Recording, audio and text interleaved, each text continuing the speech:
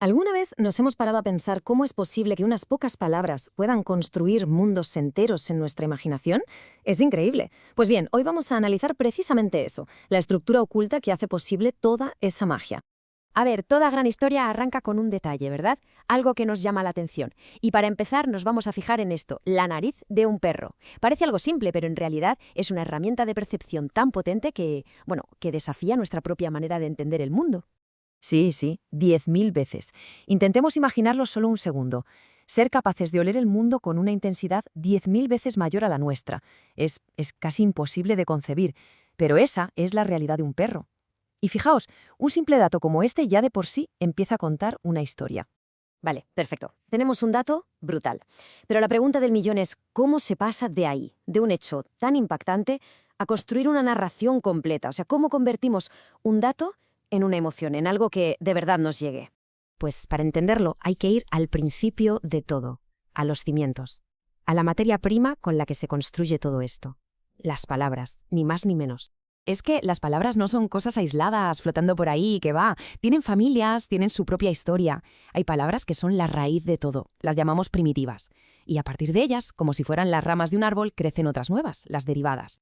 Mirad, es muy fácil de ver. Pensemos, por ejemplo, en la palabra sol. ¡Pum! De ahí sale soleado, girasol, solar.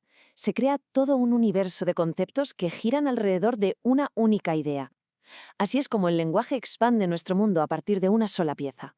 Pero ojo, que no todo es el significado. El lenguaje también tiene su propia música, su ritmo, los sonidos que forman las palabras, cómo se unen, todo sigue unas reglas. Unas reglas que a lo mejor no vemos a simple vista, pero que están ahí y son las que consiguen que todo fluya y nos entendamos. Una de esas reglas, por ejemplo, es el hiato. Suena muy técnico, pero es sencillísimo. Es lo que pasa cuando dos vocales que van juntas se pronuncian en golpes de voz distintos, creando una pequeña pausa, como al decir te, a, tro. ¿Notáis esa separación? Es como la respiración del propio lenguaje. Eso es lo que le da cadencia y claridad. Vale, entonces, ya tenemos los ladrillos, que son las palabras, y tenemos la música, que son los sonidos. El siguiente paso es lógico, ¿no? ¿Cómo empezamos a juntar todo esto para construir algo que de verdad tenga sentido? Pues aquí es donde entran en juego los sintagmas. La mejor forma de imaginarlos es como si fueran bloques de Lego. Son como kits de piezas ya montadas que usamos para describir el mundo de forma rápida y eficaz. Y de todos esos bloques, el más básico, el fundamental, es el sintagma nominal, que no es más que un grupito de palabras que se organiza alrededor de un sustantivo, de un nombre.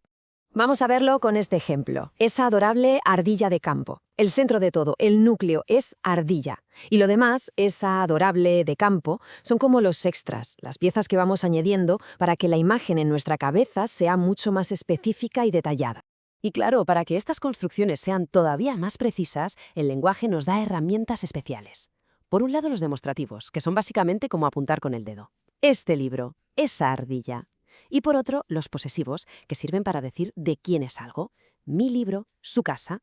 Son palabras pequeñas, pero madre mía, cómo afinan el significado. Y aquí, justo aquí, es donde ocurre la magia de verdad, porque una vez que dominamos el arte de combinar estos pequeños bloques, ya no estamos solo construyendo frases, no, estamos empezando a construir mundos enteros. Vamos a ver cómo funciona todo esto en la práctica con un ejemplo muy claro. El cuento, el pasaje de la oca. Fijaos en la primera línea. El pasaje de la Oca era una callecita muy angosta. ¡Bum! Una callecita muy angosta. Con solo esas pocas palabras ya podemos sentir la estrechez de ese lugar. La autora no nos dice que es un sitio claustrofóbico, nos lo hace sentir. Ese es el poder de elegir bien las palabras. Y lo más increíble de todo es que las herramientas que usó la autora de este cuento son exactamente las mismas que se usaban para contar historias alrededor de una hoguera hace miles de años. Lo único que ha cambiado es el medio. Hemos pasado del papiro al podcast o de la imprenta a la pantalla del móvil. Pero la base sigue siendo la misma.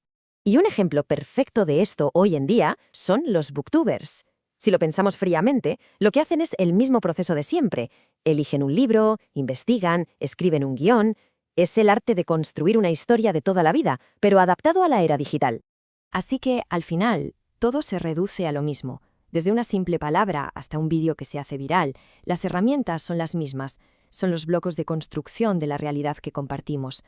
La única pregunta que queda en el aire es, ¿Qué vamos a construir con ellas?